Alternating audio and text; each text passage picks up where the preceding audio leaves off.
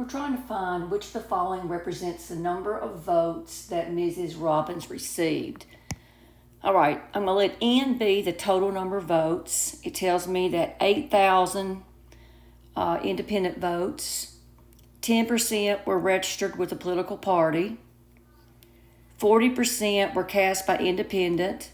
Well, that means 60% were registered with a party, okay?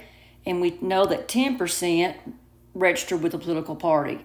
So you want to do 0.10 times 0.60 times the total number of votes, and that gives you 0.06N. And then we know she received 8,000 votes from independent people.